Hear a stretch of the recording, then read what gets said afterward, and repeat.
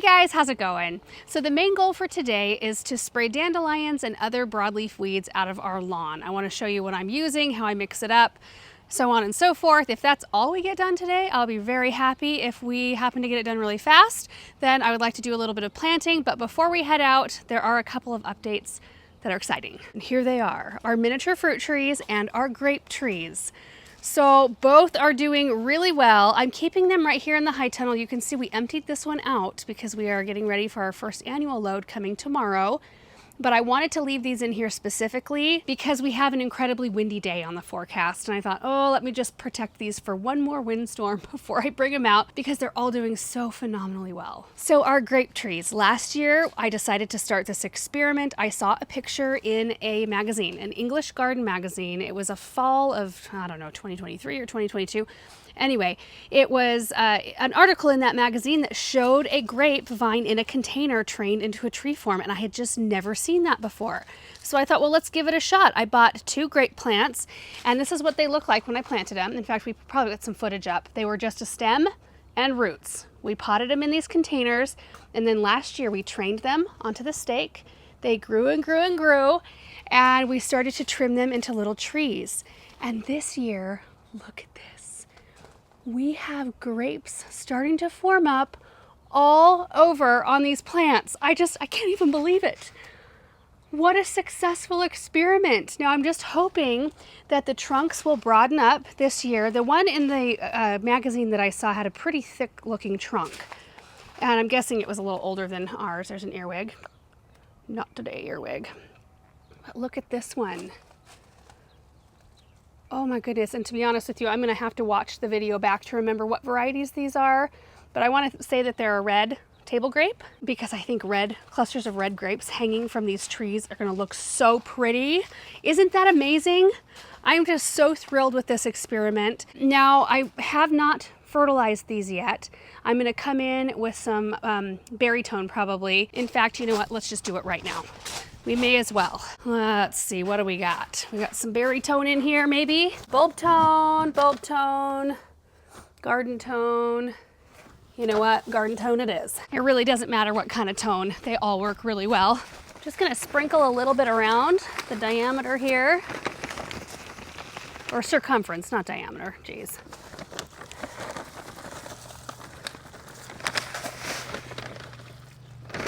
And I'm just gonna kind of scratch it in a little bit. Maybe pull out the weeds too. How about that? Oh my goodness, so much fun. The next update is our Pixie Miniature Peach. Now, for those of you who have been watching our videos for a while, you might remember I've had this tree for a number of years. Last year it was looking so crummy and it had a ton of death on it. So we pruned it down, we repotted it in the same pot. We just took it up out of the pot. It had sunk down like really far.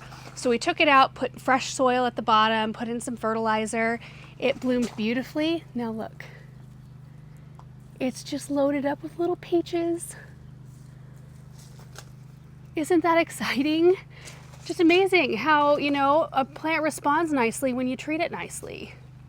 And then this is our miniature nectarine that we planted last year. So I bought this one last spring and this one bloomed like crazy. We're gonna have to thin some of these fruit because they are just coming on in huge clusters. And I want these to be decent sized, and they will be decent sized. Even though the tree is small, their fruit will still be like that big. Look through there. I mean, they're just loaded up on this plant. This is just such a happy situation in here. I'm just loving it. And I've been noticing a few of you asking about the grape trees in particular. So anyway, that's going great. And our other grapevines are leafed out and looking beautiful as well. Okay, so those are the updates. Now let's talk weed spray. You can see I've got the big backpack sprayer. I'm probably only gonna fill it up to the 3-gallon mark. This holds 4 gallons, but that's really heavy. I don't know, maybe I'll start with 4 gallons on my first spin around the yard because I'm feeling pretty fresh this morning. Second spin around, I'll probably go 2 or 3 gallons. But this is what we're using today. So this is called lawnweed brew, and we've talked about this before. There's 2 different kinds. This is a bonide spray right here. The lawnweed brew is a broadleaf specific killer. So it does not kill grass, it just kills broadleaf. And it has on the label somewhere, all the different things it kills right in here. Oh, it also suppresses diseases such as, but not limited to, dollar spot, rust, and snow mold. That's interesting. But I was actually checking this list specifically for clover because that can be a little bit of a hard one to get rid of, and oxalis, and it's labeled for both of those. They're both on there, and it's got a huge list here. What else? Dandelion, which is what I'm mainly spraying today. That's what we've mainly got out there. It also handles Canada thistles. I did not know that. That's awesome.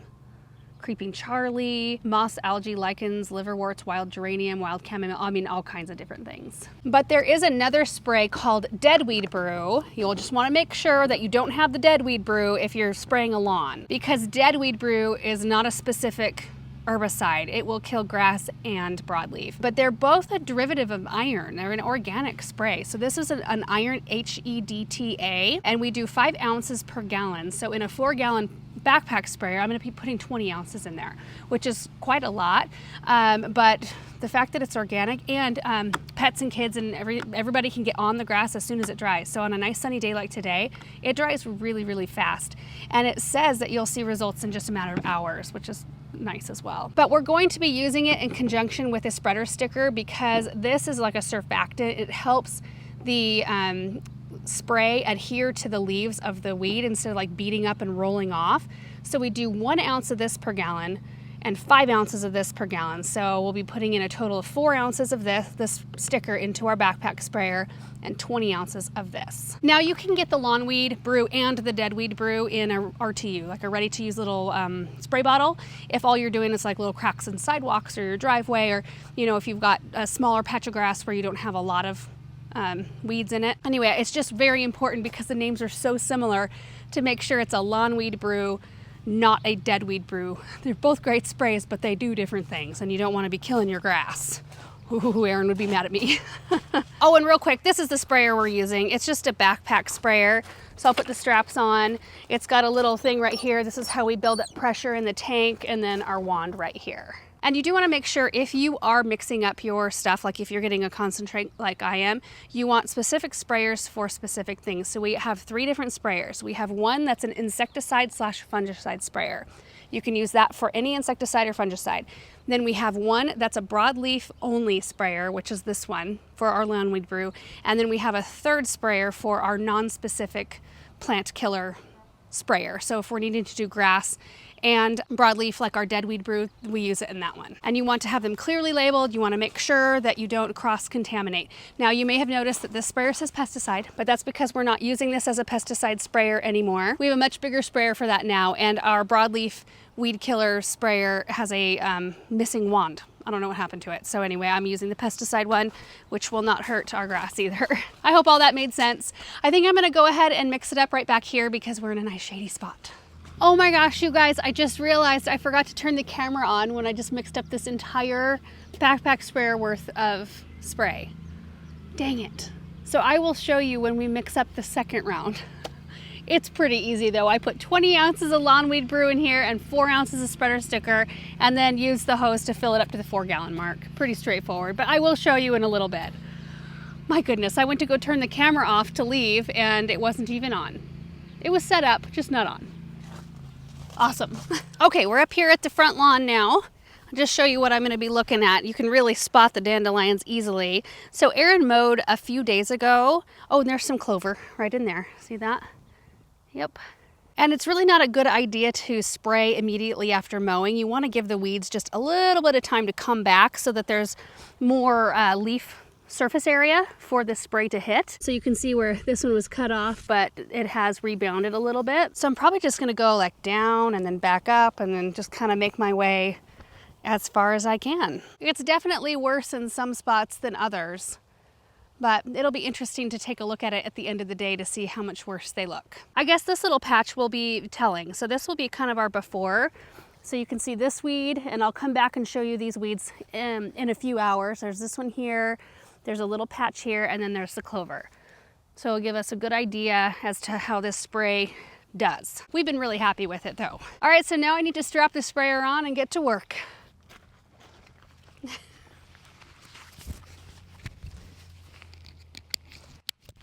Whoa. This right here pumps up the sprayer. It's actually not all that uncomfortable. Okay. Oh, I can hear air coming out the top. Ah, dang it. I thought I got the lid tight enough.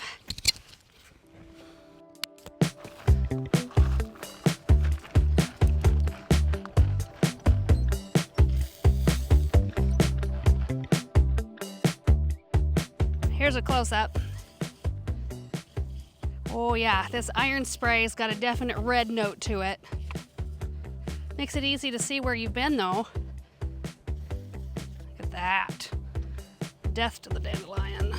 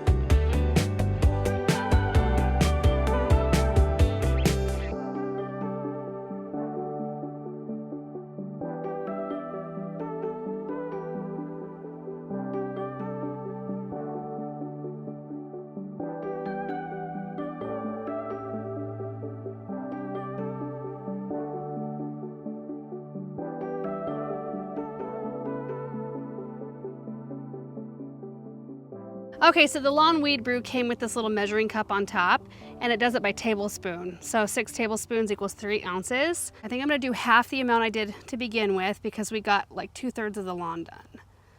Let's see, we'll do 3.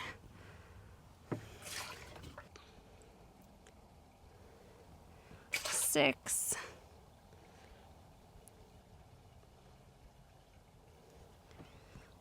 9. 10. So that's 2 gallons worth, which means we need 2 ounces or 4 tablespoons of our spreader sticker.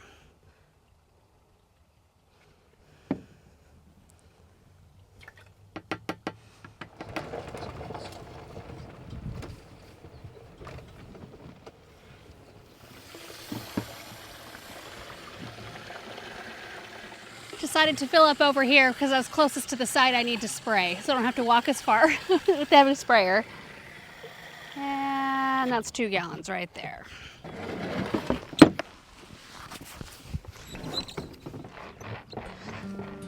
Whew, 2 gallons feels much better than 4.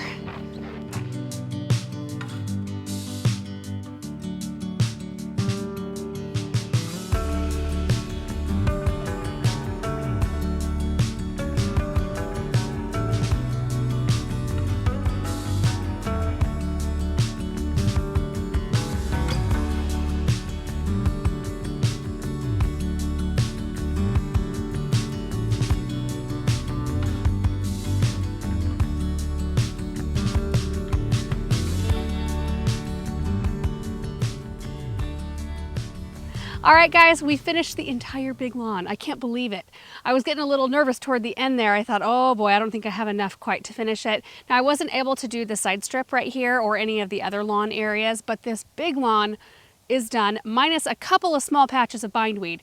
Now, I was hitting everything at the very beginning, and there's some bindweed and clover and some other things that are coming up in here too, not as much as dandelions. And I'm pretty sure bindweed's not on the label, and it might knock it back just a little bit, but it's probably not ever gonna eradicate it. You need a really strong spray for bindweed. And I'm okay as long as it's just knocked back and not taking over. And you know, I know that spraying weeds of any kind can be a little bit of a hot button topic. Maybe not so much now as it used to be, because I think there are a few really good sprays available, like what we use today, that are naturally based, that are organic, that are better for us and you know, better for the soil and all of that stuff. And it may not eradicate the really tough stuff, but it's taking care of a lot of the things that we don't want in our lawn, which I think is great. And an interesting thing about my walk through the lawn today, like it's a warm, sunny day, there are honeybees everywhere in the garden, and I didn't see a single bee or pollinator of any kind for that matter on any of the dandelion flowers out here. They're just not, like, once there's other things available in the garden, they are not the flower of choice. So it's one of those things you see early in the spring, people sharing information about don't, spray or pull your dandelions. It's the first source of food for bees, and they are an early flower. We have a lot of early flowers that come up though, and shrubs that bloom really early that the honeybees even prefer over the dandelions. And maybe, like, if you're in that camp who wants to keep those things for the bees, which is not a bad thing whatsoever, it's a good thing. Maybe keep them in your yard until it's later in the season when you've got other things for the bees to feed on. And then at that point, if you don't like them, then get rid of them. Or if you like them, keep them. I don't know. I'm kind of a, do what you want to do. I'm just happy there's an organic spray to use. And this one bottle made about 6.5 or just slightly over 6.5 gallons of spray. And I prefer using a concentrate, even if you're not using this big of a hopper. If you're using a handheld pump sprayer, I prefer using a concentrate because then you can add the spreader sticker in, and I feel like that is just it just adheres better and works nicely. And on the topic of honeybees and other pollinators, one thing that I really like to do is Google lists of plants that pollinators really like in terms of especially early blooming stuff, and start adding those things in. And it's really fun to watch the activity on those plants early on in the season and providing that extra source that's better than dandelions maybe. Anyway, I should probably look into that topic a bit further, and I'm sure you guys have some really good insight to add in on that. But I'm just really thrilled that we got the big lawn sprayed, and I know Erin's probably happy about that too, and then we'll just chip away at the rest of it. I need to go get more lawn weed brew. I'm out. So now, because we finished that chore, I think we should reward ourselves with a little bit of planting. So let's go grab some stuff. All right, I grabbed a couple of different types of plants that pollinators love since we were on the subject already. We've got the denim and lace Russian sage, which I adore. I love this plant. And even with all the new varieties of everything coming out every year, this is always on my perennial wish list because I love to put this everywhere. And then we've got some of the anise hyssop, which we started from seed. I didn't pinch most of them, and they're looking a little stressed. I've got so many of these to plant, like several hundred to plant out in the ground, but it's an amazing perennial. I've got several drifts of them out in the south garden, and a few of them which I have started from seed. This variety is just like the straight up anise hyssop, and it usually grows anywhere from 2 to 4 feet tall and 1 to 3 feet wide, like per plant.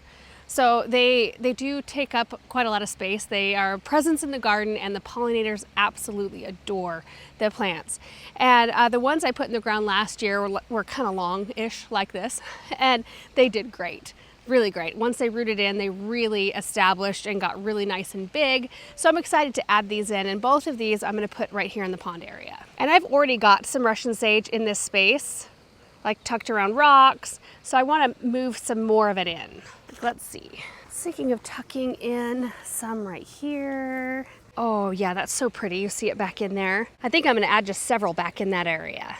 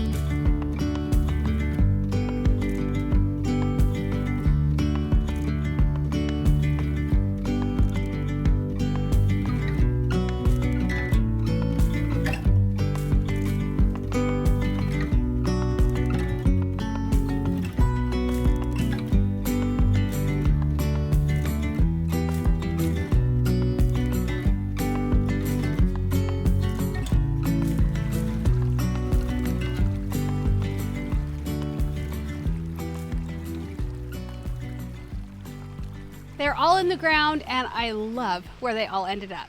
First of all, from this view, which the lilac is looking stunning. Oh, I can't remember what this one is called. It's something like Liberty or Independence or something like that. So gorgeous. But you can see the denim and lace. There's one right there, one right here by the birch, and one tucked in behind the rock. I planted some kind of grass right here, and I think that drip was never run to it, so it died. But the Russian sage will do great right there. And then the other two kind of peeking around the bottom of the crabapple right there. And then the one at the base of the spruce tree. Samantha is pulling up string algae. Good job, Samantha, you go. This is a lot. That is, oh. And this variety, you guys, grows 28 to 32 inches tall and spreads out about 3-ish feet. So it's just going to fill in this space beautifully. And I love the color of this with the color, that bright green of the iris right there. And these are a zone 4 through 9. Now they're typically not in bloom this early in the season. These were sent to us by Walter's Gardens, and they had been grown on a little bit early. And then of course we've had them in a high tunnel, and that keeps them a little bit more warm, but it's fun to see some color on them right now. I love it. And then I put the Agastache, which they look so puny right now, but I put them in a little drift right here, which there are some ornamental grasses in here. There's a cotoneaster, but I think having that little drift, and I might even bolster that up with a few more. We do still want to keep a little footpath right in front, but I think this is going to be a really pretty kind of natural-ish looking perennial. I might continue it on that way too. Like maybe going all the way, kind of incorporating them into this whole space. I think that would be gorgeous. It's perfect. Anyway, that is it for today. I'm really happy with the projects we got done. I was just looking at those grape trees and wanting to give you guys an update before they got any further along. It's just so fun to see them in the state that they're in, and all the fruit trees. Oh, I actually got to look up. I want to bag my apples this year with like little mesh bags to keep the worms out. And I don't know at what stage I need to do that. They're so tiny right now. I don't know if I wait until I thin them or if I do it now. I don't know. Maybe some of you guys could chime in on that one. But I do need to get in there and do that at some point. But the fruit's just going to be great this year, and that's so exciting. And then getting the dandelions and other miscellaneous weeds sprayed out is always nice. We get that question a lot. We see, like, how do you guys deal with weeds? Well, just like as a kind of broad general idea of what we do for everything, in flower beds we hand weed. In any area that we've got mulch, we hand weed, either by pulling them or we use hula hose or winged weeders to do that. And then in gravel driveway areas, we use the dead weed brew, and that's where they're not near any plants. Things like that. Like in our raised bed garden, typically I pull them by hand, even though it's gravel in there, because I don't want any spray on my edibles. Even though it's an organic spray, I still don't want spray near them. And then in our lawn weed brew. So that's kind of our arsenal to take care of weeds. And we find, at least in our area, if we stay on it in the spring when they're booming, then we've got them pretty much under control for the rest of the season. They don't grow quite as quickly when it gets really hot, and we can stay on top of them a little bit easier if we've stayed on top of them earlier. So anyway, guys, thank you so much for watching this video. I hope you enjoyed it, and we will see you in the next one. Bye. All right, guys, P.S. Sorry, I almost forgot to come out here and show you what these weeds look like. It's been about 6 or 6.5 hours since we sprayed. And this was our little before and after test plot right here, because we had a little concentrated area of dandelions. So you can see where that iron spray is such a dark, dark red color, and it kind of changes the grass in the area around where you spray a little bit of a darker color, which is actually helpful because then you can see what you've sprayed. But take a look at the weeds. Look at this dandelion. I mean, of course, it's not gonna like take care of the little seed heads, but look at the weed itself. It's just fried. Look at the leaves. Let's take a look at another one. Look at this. Isn't that crazy? And then we had one little patch of clover right here. Maybe we can harken back to what that looked like just a few hours ago. And now it's just like gone. It's just crispy and gone. I'm really happy with it.